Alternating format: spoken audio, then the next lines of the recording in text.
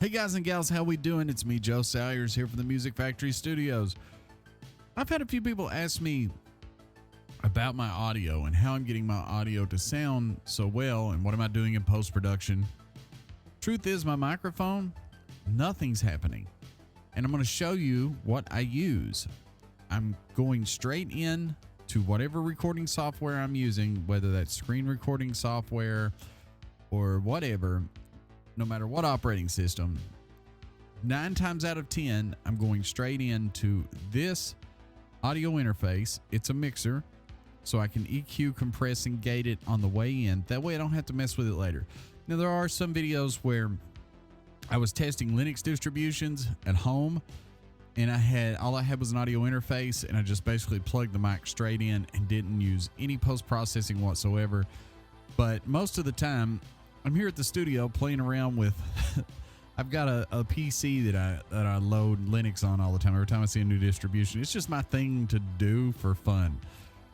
But what I use to get the audio in, because it's supported in Mac OS, Linux, and Windows, I bought a console. And it's just a little tabletop console just for this. Now, how you use it, open the app, nothing happens. What you do here, you turn off your VPN first, okay? But you connect to it. Okay, we'll connect momentarily. Let me get rid of that for just a second. Okay, and you click on the app. Boom. It'll pop up here. Once it gets loaded, I'm going to click on it. That way it connects. And you just give it a second. It goes through Wi-Fi to connect. And you have a billion options. Now, I don't personally like using the iPad app, and God forbid using the Android app. It's really convoluted. This isn't a bad app, don't get me wrong. It's just the touch sensitivity of iOS is a little fidgety, I guess you could say. But it's a good representation of what's actually going on. So basically, here on the console, you can click the channel anywhere in the channel. Like if you want to just see the dynamics, you click on the dynamic button and it'll come up. Okay. Or if you want to go to the EQ, you click on the EQ. This is basically what's going on. We'll start at the beginning. I use a 48 volt phantom powered handheld condenser made by Blue that's called an Encore 300. It's a $300 handheld microphone. The band I'm in, our lead singer uses this microphone. That way he doesn't have to scream and blow his voice out. And it's an awesome mic for voiceover. It's not one of those big condensers. It's just a handheld like a Shure 57 or a 58 or something. Except it takes 48 volt phantom power and it's condenser. So it gives you a little more detail. It's a little louder, a little clearer, and it's just a lot better microphone than, say, a Shure 57 or 58. I've also used my other active dynamic mic, which also takes phantom power, Encore 200. It's the mic I use personally live on stage for vocals. It's a great mic as well. Okay, now your inputs are here. That's your mic gain right there. The USB trim, you can bring back different channels from your computer, like recording software, onto channels of this and mix in it if you wanted to for some reason. It has 4 sends and 4 effect sends, and it has 6 bus sends that I have all in stereo. It has a gate. Now you can look at the gate in advanced mode. As you can see, when I don't speak, it completely turns the microphone off. Watch here. Okay. That's what a gate does. It basically turns off the microphone without a pop or a click when you're not speaking. That way you get really good silence in between saying things. Next, you have the dynamic section, which is basically just a compressor. This levels your vocal or your voiceover just so the loudest parts aren't overbearingly loud and the lowest parts are brought up somewhat to more even out the vocal. Okay, so imagine a waveform. Everyone's seen a waveform, right? Imagine taking lines on each side and kind of squeezing that waveform down. That's what a compressor does. It brings the lows up and the highs down, and levels things out. And you have all the options you would need. It has a wet dry control. You can have a side chain. I mean, it's a lot of neat features. It has a linear and logarithmic mode, peak and RMS. It also has an auto mode and a simple mode for guys that don't want to mess with a whole lot. You also have a 4-band EQ on every channel, and each one of the bands can basically be anything you want them to be. So my top band here is a high shelf. I could actually make it a high cut, and now the highs are kind of cut a little bit. Or I can make it two different types of bell. One's called PEQ and the other's called VEQ. Basically parametric or vintage EQ. It's a really good EQ. If I turn it off, check 1 2, check 1 2, and I turn it back on, check 1 2. There you can sort of hear the difference. Now on the inserts, what I'm actually using here is I'm using an EQ on top of the EQ I'm using on the channel. Okay. So I'm using this EQ.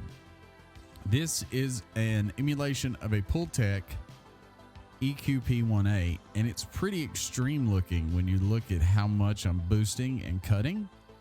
But when I turn it off, you'll really notice the difference. It's off at the moment.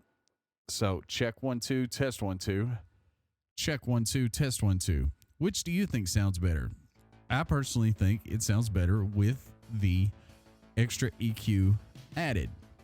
It also emulates a transformer in the line. For those that don't know, a transformer in the audio path, if it's a really good transformer, can add really nice quality low end. It's super subtle, and in a music mix it makes more sense to have it on than for a voiceover, but I just leave it on anyway. But basically, check 1 2, turn it off, check 1 2, check 1 2, turn it back on, check 1 2, check 1 2. So and you have a bajillion different effects here. Okay, I'll show you a bunch of these effects here, that way you can see what all's in this mixer. You've got reverbs, delays, chorus, flanger, filters, rotary speakers, tremolos, sub-octave, mixed effects such as delay and reverb, and delay and chorus, and delay and flanger, and reverb and delay. You've got different types of, they're not parametric EQs. I haven't used one of these in so long. Graphic EQs. God, I went brain dead for a moment. You've also got a de-esser. So if sibilants like S's are too much for what you're say you're getting too many S's in your voiceover, like when you say S's, it's really annoying. You can use a de-esser. So basically what that does is every time you say just an S or a sibilant or a consonant, it will actually compress just enough to where it's not as audible. We also had the Pultec. There is the one you saw before, and one that's just mid bands only. So it covers the middle.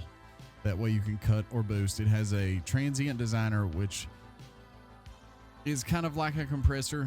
There's also a limiter, a multiband compressor, a Fairchild compressor emulator, which is a Varimu compressor. There's an LA2A emulation, which is an optical compressor, an 1176, which is a FET-based compressor. You have a stereo enhancer, which is basically a parallel EQ. You have exciters. You have stereo widening effects, basically a knockoff of a BB and E sonic maximizer, and each one of the effects has dual mono and a stereo version. So you have the dual guitar amp is basically a Sans amp. The one next to it that says dual tube stage is basically just a preamp, and it's kind of emulating a tube preamp. You have a dual pitch shifter, which is kind of like the early Eventide boxes. And then you have a stereo pitch shifter, which is kind of more like TC Electronics boxes that came out later on in the 90s. So those are all the effects. I think there's 50 and all. You can put them on the channel or actually send to those, which is pretty cool. You can have, you know, some reverb. I'm not sure if it's picking that up or not. Check 1, 2. But you can have reverb on your vocal. You got faders for everything you would need, mute switches, solo, and it's a great app. I personally like the desktop version a lot better. That's just me. It's easier for me to get around on the desktop version. And the desktop version looks exactly the same, whether you're on Windows, Mac, or Linux. And yes, it runs on Linux very well. The best part about it is the board has memory in it. So if I want to save my configuration now, I can, no problem. And I'm going to jump over to the desktop and let you see that version, but this is what I'm using. There's numerous models of this. The only one that does multi-track is the XR X18, which is a tabletop style board from Behringer. Also the XR M18 the MR M18 from Midas, and the XR XR18. Anything with any number other than 18 in it only does 2 inputs and 2 outputs over USB, whereas the 18 models do 18 channels in and 18 channels out, which is a lot better.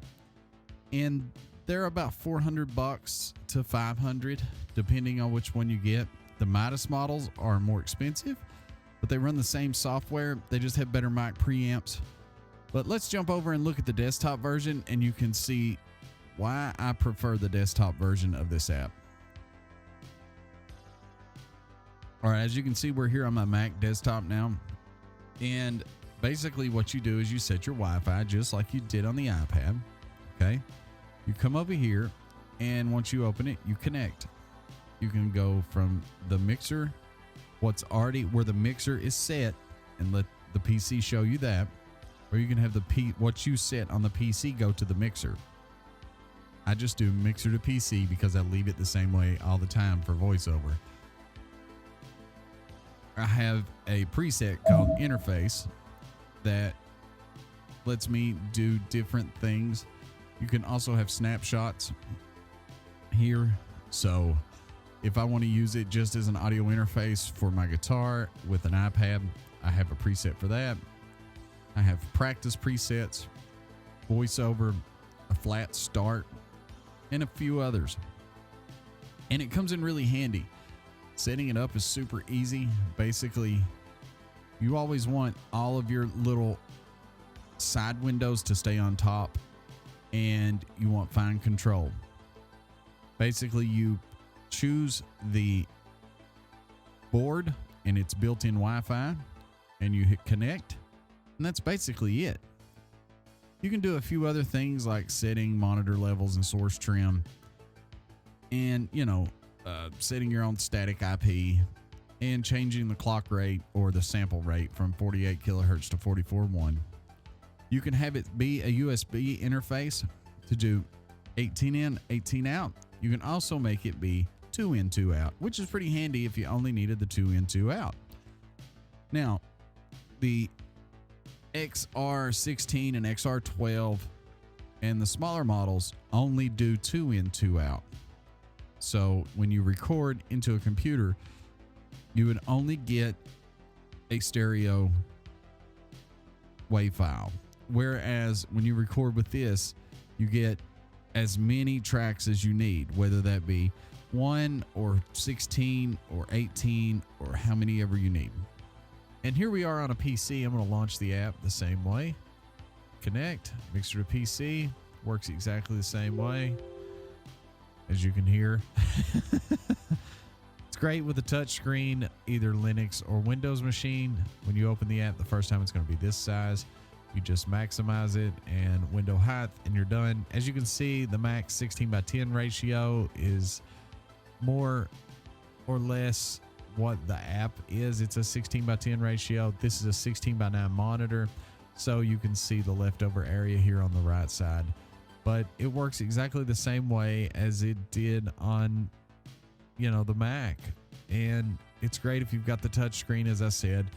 You can reach over if you're playing an instrument while having to run sound live like I do a lot of times. It's really great to have this on a touch screen that I can reach over, grab the fader, turn something down, turn it up, whatever I need to do. So can't complain, and it works great. It's the same app whether you're on PC, Linux, or Mac. All right, let's get back to it. And it's really handy. I like that. But this thing is great, and I can't say enough good things. The price is a good value. I've had this board for I think 3 years now, and it literally never gets turned off. It stays on day and night in the practice room. It never gets turned off. I don't think it's ever.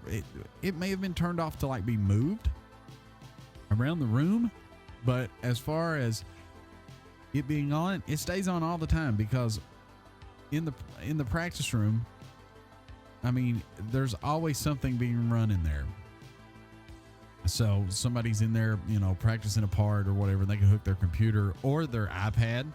It'll work with your iPad as an audio interface for your iPad. And that gives you a lot of inputs and outputs for an iPad. Okay. With the camera connection kit, you get 18 inputs, 18 outputs. I mean, come on, that's crazy. This can also save CPU power on an iPad if you're mixing on an iPad on something like Cubasis or Aria Pro. And I can't say enough good things. But if you'd like to know anything else, just drop me a question in the comment. I'll try to answer it. All right, guys and gals. A bunch of people had asked me about what I was using. This is what I'm using.